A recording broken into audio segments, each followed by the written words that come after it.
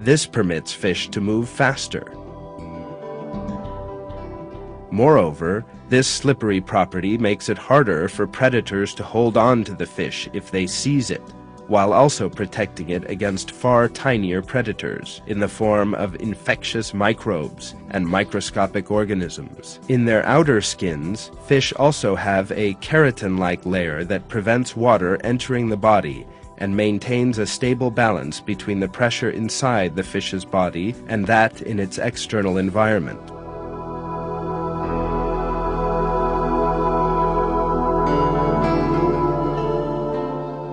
Were it not for this layer, water would enter the fish's innards and cause its death. As we have seen, many systems must coexist in order to facilitate fish's movement through water. The structures and functions of these systems are entirely different from and independent of one another. Yet any one is of no use without all the others, and any deficiency will spell death for the animal. For example, the mucus fluid must maintain specific levels of slipperiness and stickiness, and at the same time must also have antimicrobial properties. The fact that all these conditions are met, and not in an enormous chemical plant, but in a layer just a few millimeters thick under the fish's skin, is a definite miracle. These features, requiring great knowledge and skill, are just some of the proofs that God has created all these species of fish. God reveals the infinite nature of His might in verses.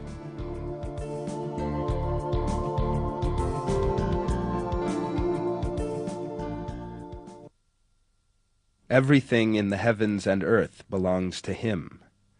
Everything is obedient to Him, the originator of the heavens and earth. When He decides on something, He just says to it, "Be," and it is.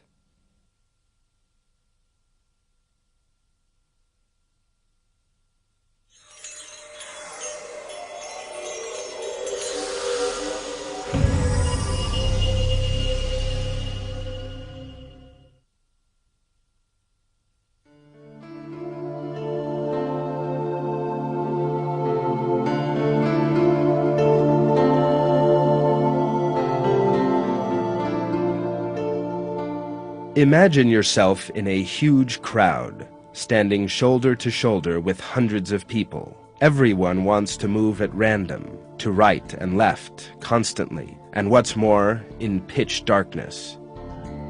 Could you move without bumping into anyone else? Of course not. These movements, quite impossible for us, are easy for fish, because they have been created with a sensory system known as the lateral line, which consists of points or dotted lines stretching along both sides of the body. Sensory cells are located in a canal beneath the skin. The fish immediately determines the slightest change in external pressure. Eddies in the water, the strength and direction of the current, all thanks to these lateral lines. It can therefore perceive the presence of an enemy or an obstacle before it sees it. It can locate prey or predators and find its way in the water currents. The lateral lines are particularly sensitive to low-frequency vibrations nearby. So fish can instantly detect footsteps along the shore or a predator driving under the surface of the water and take appropriate evasive precautions. Nearby objects reflect the waves reaching them. In this way, the ripples that return after a wave strikes the shore reach the fish's body at very narrow intervals. Thanks to its lateral lines, the fish analyzes these time differentials and forms an image of its surroundings from the information thus obtained. To obtain more information, the fish can simply swim faster and give rise to more waves.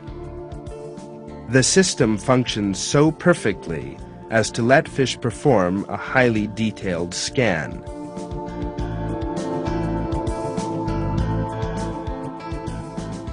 For example, in order to be able to see in the totally pitch-dark water in which it lives, the Mexican blind cavefish is totally dependent on its lateral lines. Despite having no eyes, it can detect objects smaller than a pinhead.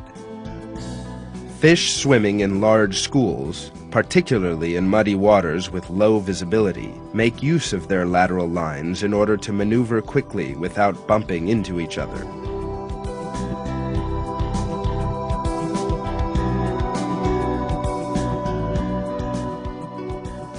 These sensory organs have a very complex structure, and it's of course impossible for such a system to form by chance, gradually, over the course of eons.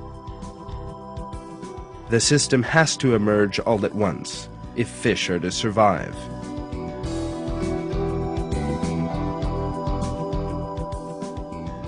This clearly supports the fossil record, revealing that fish did not come into being by evolving through gradual changes, as evolutionists claim, but when God created them, flawless and perfect.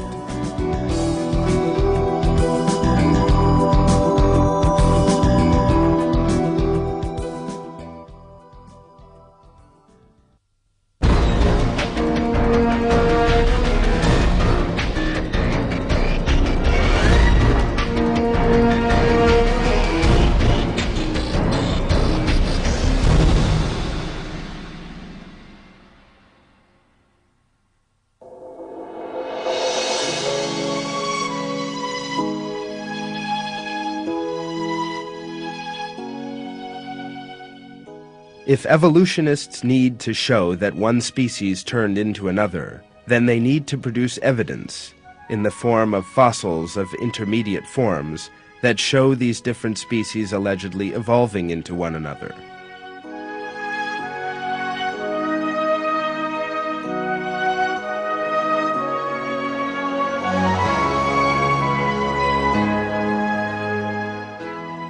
Any theory that maintains that jellyfish developed into fish, fish into reptiles, and reptiles into birds and mammals must unearth fossils to demonstrate that this actually occurred.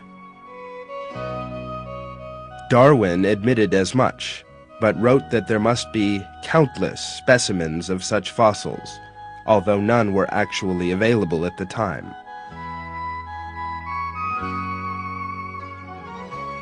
Yet in the intervening 150 years, no intermediate form has been discovered. There are some 100 million fossils from all over the world in thousands of museums and collections.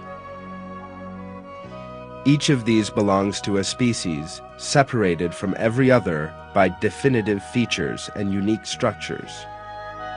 No fossils of half-fish, semi-amphibians, half-dinosaur, half-birds, or half-ape, half-humans, of the kind sought by evolutionists, have ever been found. The evolutionist fossil expert Derek W. Ager admits as such.